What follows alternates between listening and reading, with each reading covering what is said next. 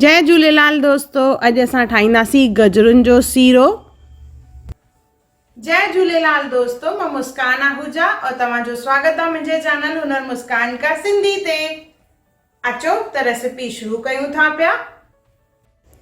गजरुनि जो सीरो ठाहिणो आहे त गजरूं जेके असां खणंदासीं थोड़ियूं मोटियूं हुजनि और उन सां गॾु ॻाढ़ियूं हुजनि। उन सां सीरो जेको ठहंदो आहे उहो ॾाढो बढ़िया ठहंदो आहे। हिते मां 2 किलो गजरूं खयूं आहिनि। चङी तरह धोई साफ़ कंदासीं। उन खां पोइ इनखे छिलणो आहे। त हिते मां गजरुनि खे छिले रखियो आहे। इन खां पोइ इनखे असां कद्दूकश यानी ग्रेट कंदासीं। मां फूड प्रोसेसर जो इस्तेमालु करे गजरुनि खे कद्दूकश कयो आहे। तव्हां चाहियो हथ सां कयो या ॿियो हिकु ऑप्शन आहे जंहिंमें तव्हां गजरूं मिक्सर जार में खणो और बिना पाणीअ जे इनखे असांखे घुमाइणो आहे जीअं इन जी पेस्ट न ठहे, इहो ॾॾरियल ठहे। उन सां बि असां गजरुनि जो सीरो ठाहे सघंदा आहियूं। हाणे खणंदासीं हिकु तई, उन में विझंदासीं अधु कोप सचो गिहु जेको लॻभॻि 100 ग्राम आहे। इन में विझंदासीं असां खसखस 3 चमचा,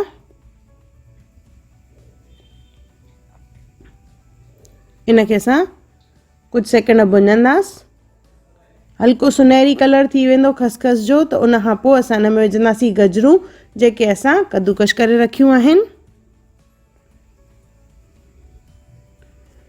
गजरूं विझण खां पोइ इनखे चङी तरह घुमाए करे असां सिजाईंदासीं।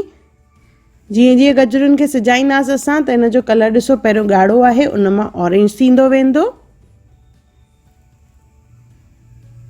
गजरुनि में पाणी वधीक हूंदो आहे त जेॾी महिल तव्हां कद्दूकश कंदो त पाणीअ खे बिल्कुलु बि न कढणो आहे।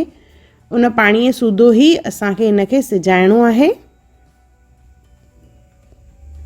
चङी तरह इनखे सिजाईंदा जीअं सॼो पाणी सुकी वञे। लॻभॻि 5-7 मिंट थी विया आहिनि। इन जो ॾिसो कलर बि हीअं चेंज थी वेंदो। असांजूं गजरूं लॻभॻि सिजी वियूं आहिनि। त हाणे असां इन में विझंदासीं खीरु। 2 किलो गजरुनि ते असां विझंदासीं 1 लीटर खीरु। खीरु टहिकाए विझंदासीं।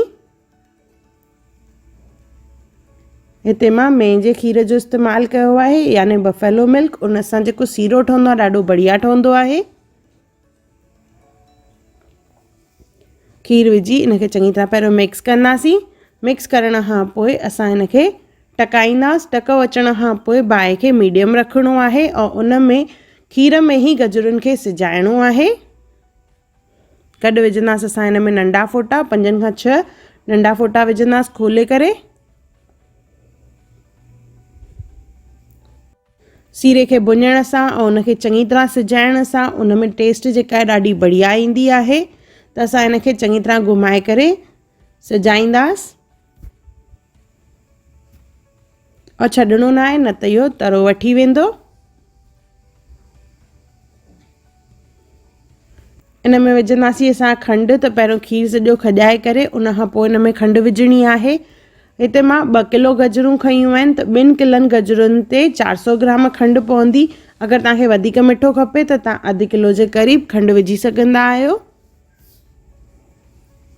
अञा इन में थोरो थोरो खीरु आहे त अञा इनखे थोरो सिजाईंदासीं। उन खां पोइ असां इन में विझंदासीं खंडु।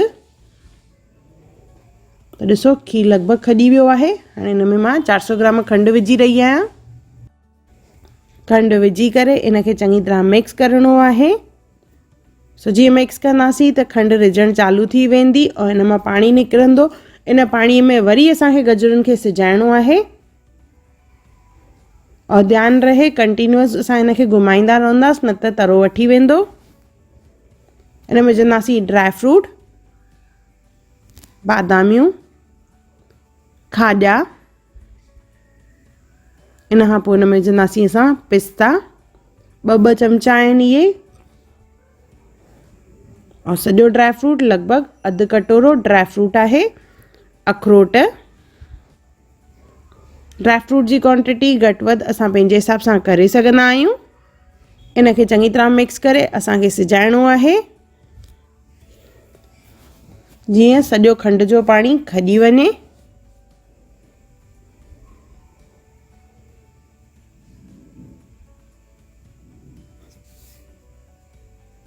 जीअं जीअं सिजाईंदा वेंदासीं तीअं सीरे जो कलर जेको आहे ॾाढो बढ़िया थींदो वेंदो। छाकाणि गजरूं जेके असां खयूं आहिनि उहे ॻाढ़ियूं आहिनि त सीरे जो कलर बि ॾाढो बढ़िया ठहंदो आहे। जीअं खंड जो पाणी खॼी वेंदो त इन खां पोइ असां हिन में विझंदासीं फिको माओ। अगरि तव्हांखे फिको माओ न विझणो आहे, खीर में ई सिजाइणो आहे, त लीटर जी जॻह ते असां 1.5 खां 2 लीटर हिन में खीरु विझंदासीं ऐं उन में असां गजरुनि खे सिजाईंदासीं त पोइ फिके माए विझण जी ज़रूरत न हूंदी आहे।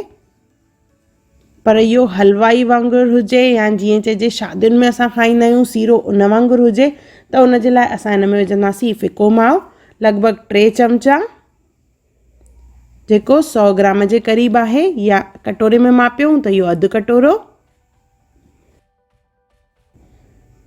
फिको माओ विझण सां इन सीरे में जेका टेस्ट ईंदी, इन जो जेको टेक्सचर थींदो उहो ॾाढो बढ़िया थींदो आहे। इन में मां तव्हांखे हिकु ॿी बि शइ ॿुधाईंदसि जंहिंसां जेको सीरो ठहंदो बिल्कुलु हलवाईअ वांगुरु या जीअं असां शादियुनि में खाईंदा आहियूं तीअं ठहंदो। उन जे लाइ असां हिन में विझंदासीं मिल्क पाउडर 3 चमचा। इन सां सीरे जी टेस्ट जेका ईंदी ॾाढी बढ़िया ईंदी। इनखे चङी तरह मिक्स कंदासीं। जीअं दाणेदार हूंदो आहे माओ तीअं लॻंदो इहो। इनखे चङी तरह मिक्स कंदासीं और कुझु मिंट अञा सिजाईंदासीं जीअं बचियल पाणी जेको आहे हिन मां खॼी वञे ऐं हिन मां घी निकिरणु चालू थिए।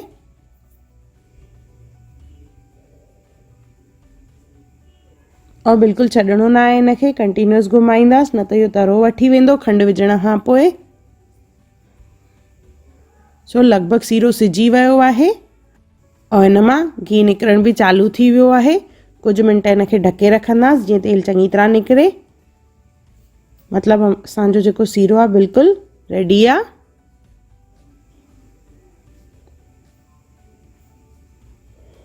जीअं ढके रखंदासीं असां त ॾिसो हिन मां तेल जेको आहे चङी तरह निकिरंदो और हिनखे असां गर्मा गर्म सर्व कंदासीं।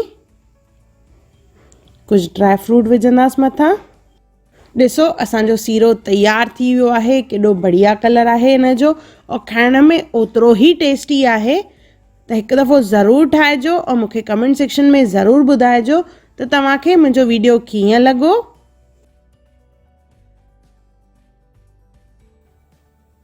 अगरि तव्हांखे मुंहिंजी वीडियो पसंदि आई हुजे त उनखे लाइक कजो, मुंहिंजे चैनल खे सब्सक्राइब कजो, इंस्टाग्राम ते ज़रूरु फॉलो कजो और मुंहिंजी वीडियो खे ज़रूरु शेयर कजो। और मुंहिंजे चैनल खे तव्हां अगरि सब्सक्राइब न कयो हुजे त ज़रूरु सब्सक्राइब कजो। मुंहिंजो वीडियो ॾिसण लाइ धन्यवाद। अगरि मुंहिंजे चैनल खे सब्सक्राइब न कयो हुजे त ज़रूरु सब्सक्राइब कजो।